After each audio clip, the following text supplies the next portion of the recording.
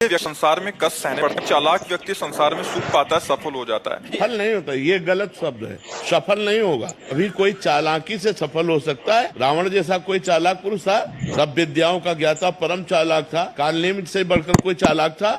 पूरी संजीवनी बूटी जैसी ही द्रोणागिरी में हर औषधि को कर दिया और साधु बनकर बैठ गया। हनुमान जी ने मार डाला, राम जी ने रावण को मार डाला, रहा न को कुल रोवन यारा। चालाक पुरुष सफल कैसे हो सकता? नहीं, सीधा सरल पुरुष कष्ट पा सकता है, पर सफल सीधा सरल सच्चाई पर चलने वाला हो। जैसे धर्मराज युधिष्ठिर बिल्कुल सीधे थे, यहाँ तक इतने सीधे थे कि युद्ध क्षेत्र में कल कौन सी रणनीति है वो जाके दुर्योधन सीधे पूछ लेता था। भ्राताश्री कल कौन सा चक्रव्यूह रचना है वो बता देते थे। इसीलिए भगवान दो बैठक करते थे, एक युधिष्ठिर के साथ और एक युधिष्ठिर से अलग। युधिष्ठिर के साथ जो बैठक की वो चक्रव्यूह रचना ही नहीं होगी, क्योंकि वो दुर्योधन को पता हो। इतने सरल थे कि वो आके पूछ लेते, वो पूरी बात बता देते थे। तो आप देखो विनाश किसका हुआ? चतुर चालाक, जिसके साथ शकुनी, दुशासन, कर्ण, दुर्योधन के साथ इतने चालाक, चालाकी की हद थे ये लोग। तो क्या ये लोग सफल हुए?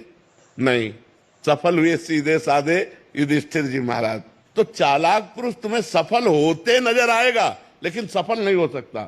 सीधा साधा पुरुष तुम्हें दुख भोगते नजर आएगा, लेकिन वो दुख भोगेगा नहीं, आगे चलकर वही विजय को प्राप्त होगा। थोड़ी यात्रा ऐसी है जिसमें संशय हो सकता है देखकर कि बेईमान, दुष्ट, चालाक, कपटी पुरुष उन्नति को प्राप्त हो रहा है और धर्मात्मा, ईमानदार दुख को प्राप्त हो रहा है। लेकिन परिणाम में जो सही चल रहा है उसका सही परिणाम होगा, और जो गलत चल रहा है उसका गलत परिणाम होगा पक्का।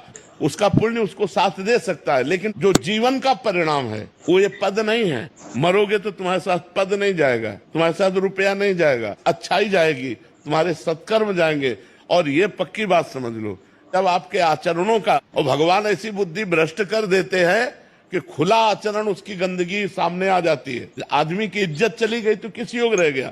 तो ये पक्का समझ लो, अच्छा पुरुष और धर्मात्मा पुरुष दुखी हो सकता है लेकिन हार नहीं सकता। विजय को वही प्राप्त होगा, ये निश्चित बात है। सामने से तो बहुत सुंदर दिखाई दे रहे और पीछे जो पाप कर रहे तो मालिक देख रहा है, उसका हिसाब मालिक करेगा। मालिक की दुकान में है सबका जीवन खाता। पाई भर का भी चूक नहीं होती हमारे मालिक से, एक एक बात का हिसाब होता है। अगर हमने अंगुली भी उठाई है तो उसका भी हिसाब है कि क्यों उठाई और कैसे उठाई।